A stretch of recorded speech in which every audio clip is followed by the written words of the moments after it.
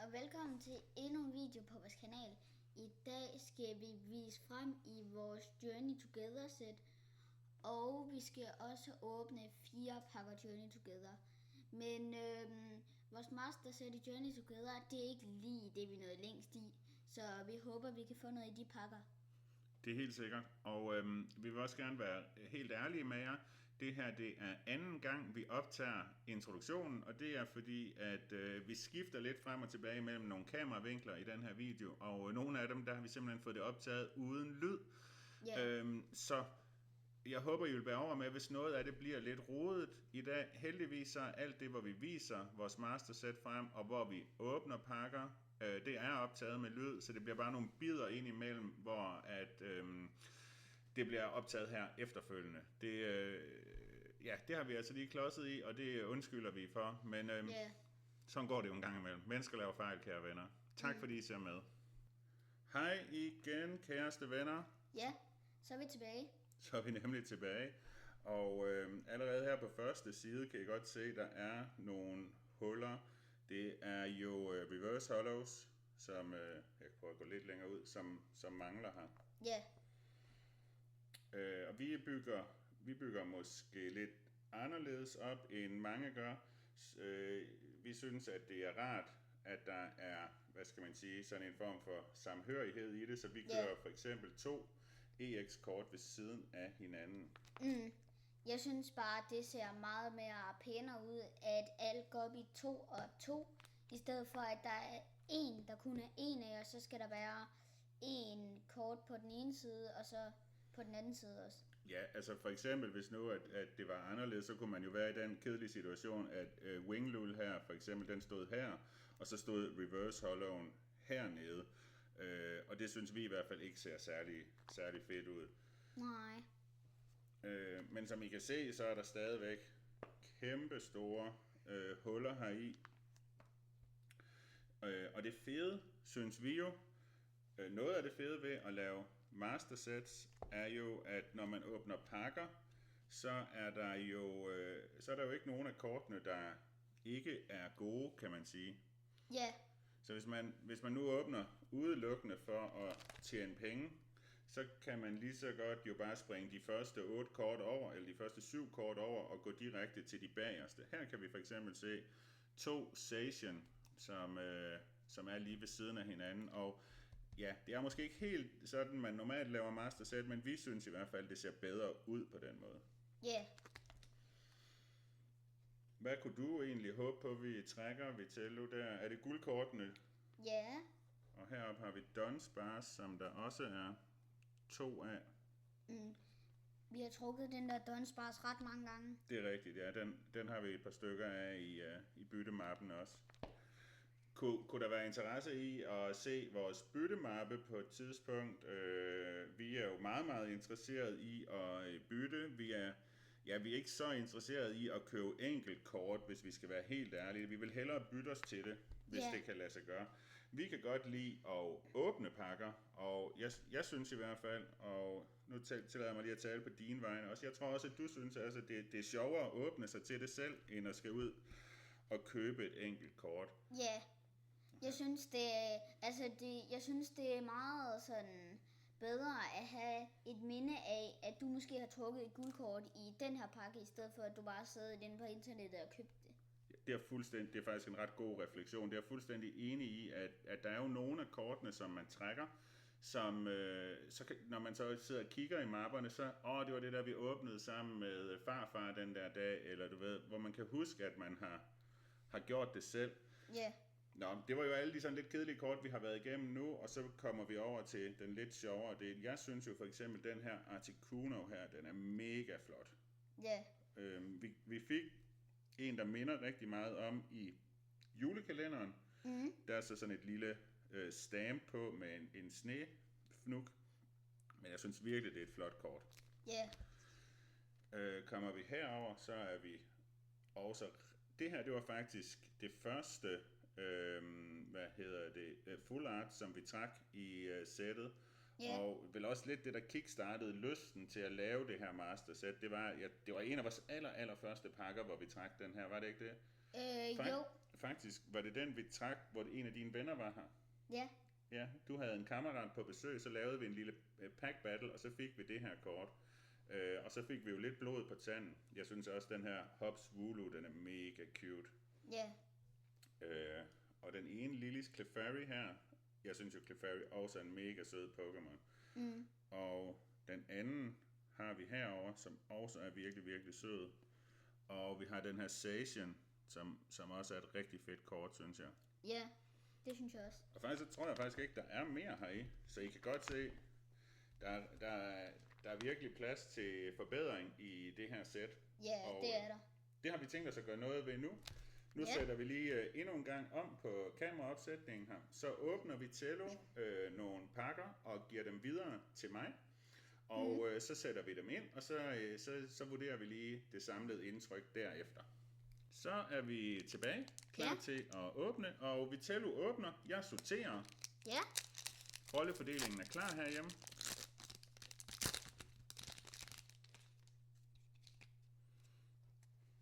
Okay, vi starter med en Geodude. Og Dino. En Comfey. En Sentret. Brock Scouting Trainer. Viserion. Og så har vi Hops Choice Band. Vi har en Excalibur. Mega fedt. Top for os. Det er en stjerne. En guldstjerne, som er en illustration rare. Er vi ikke enige om det? Jo. Ej, det er altså et fedt kort, synes jeg. Ja, og den har vi ikke. Jeg er simpelthen nødt til at sige, kære venner, det er ikke pral på nogen måde, men vi er saftsus med et par heldige starutter. Jeg synes, at... lad mig lige omformulere. En gang imellem, så åbner vi jo noget, som vi ikke filmer. Og der får vi aldrig nogen pulse. Men hver gang der er kamera på, så synes jeg, at vi trækker noget. Må jeg tage den? Ja. Må lige se den en gang.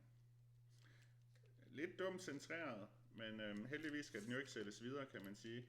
Vi har også nogle sleeves her. Nå, dem havde du der. Jeg skulle lige til at sige, kan vi hvor søren vi har lagt vores sleeves?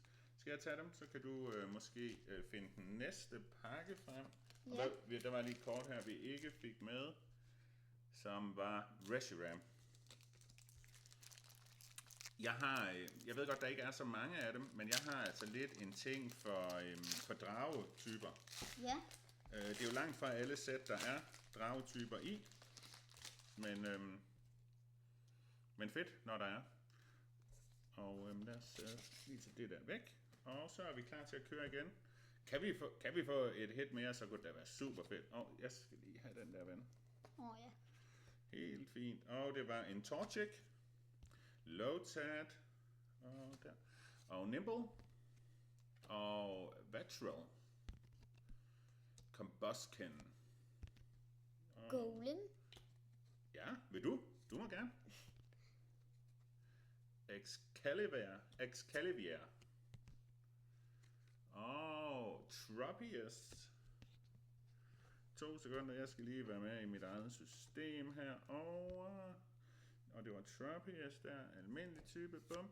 Stunfisk og Tyranitar. Okay, så der var altså ikke det helt store der.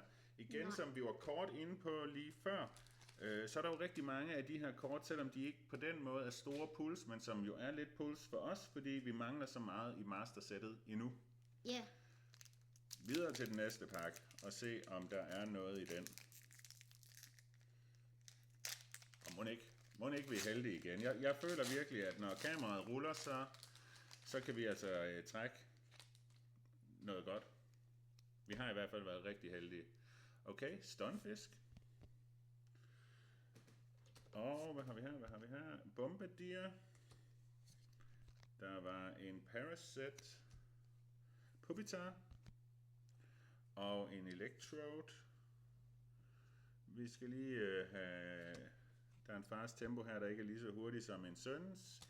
Og hvad kommer der her? Volcano.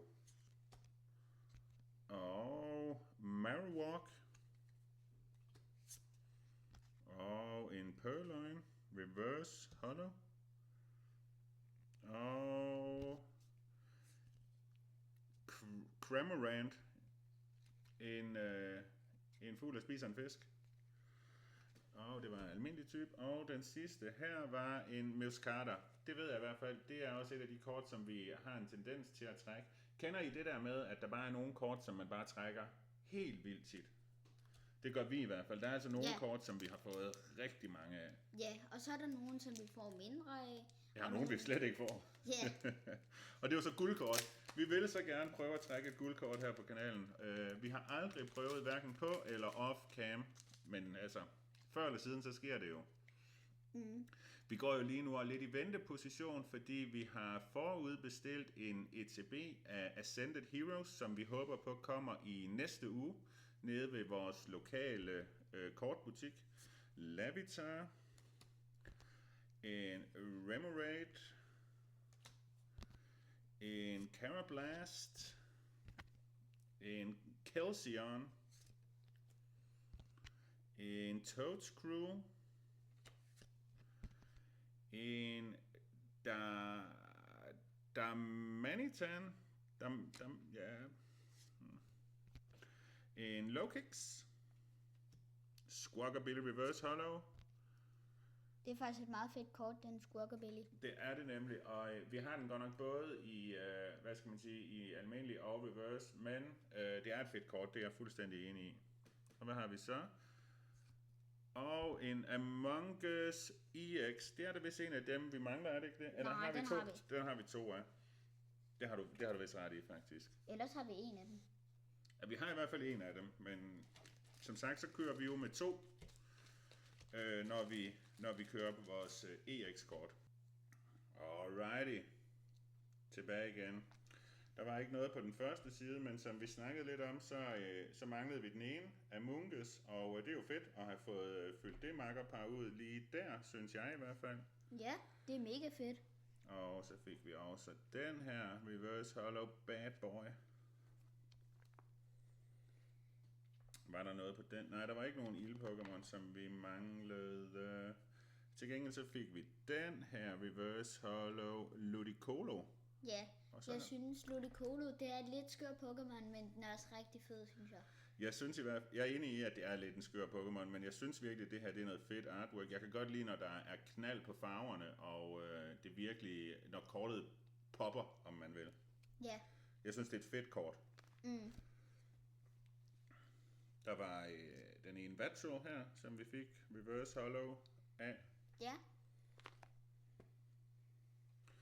Der var vist ikke noget på den her side. Heller ikke på den her side, men nu hvor vi er her, så vil jeg lige fremhæve den her Mimikyu, som jeg synes er virkelig, virkelig sej. Yeah. Super cute kort også. Og det er faktisk ikke så lang tid siden, vi trak den Mimikyu. Nej, det er rigtigt. Og før der snakkede vi om det der med, at der er nogle kort, man trækker meget. Vi har godt nok fået den her Mamoswine en del gange. Det er som om, at hele tiden, så vil de ikke give os andre EX i den Mamoswine. Ja, det er rigtigt. Jeg tror ikke, jeg overdriver, hvis jeg siger, at vi har trykket den 5-6 gange. Nej. Jeg har også givet et par stykker væk, og vi har vist også en 2 eller 3 i byttemappen. Godt. Hvad har vi her? Der var vist ikke lige noget. Så var der jo Reshiram, som kom ind herop i reverse. Ja. Super fedt. Ja, den er mega fed, den Reshiram, synes jeg. Ja, i det hele taget, så synes jeg tit, at Reshiram har noget rigtig fedt artwork. Jeg kan egentlig også bare rigtig godt lide Reshiram. Jamen, det er en fed Pokémon. Ja. Det synes jeg. Her var der ikke det helt store, og så kan man sige, så kom den her Lyan Rock. Ja. Lycan Rock ind herop, og den passer jo perfekt ind her. Det er jo det helt store pull, vi har haft i dag. Det var dagens pull. Og det er jeg egentlig også godt tilfreds med. Tak fordi I har set med hen til den her afslutning. Og det var så langt, vi var nået i Journey Together Master-sættet. Og hvis I godt kunne lide den her video, så skynd jer ned og like den. Og vi vil også blive rigtig glade, hvis I gad at subscribe. Det er nemlig rigtigt. Det betyder simpelthen så meget for motivationen med likes og subscribes. Det vil bare blive mega glade for, hvis I vil gøre. Og hvis I kan lide den her type content, så lad os endelig høre det nede i kommentaren, hvis vi skal gennemgå nogle af de andre mastersets, vi har. Vi har jo nogle, hvor vi er kommet betydeligt længere. Vi har Destined Rivals, som vi er kommet rigtig langt i, og et Mega Evolution, som vi også er godt i gang med. Vi har et Scarlet Invited Base set, som også går rigtig fint.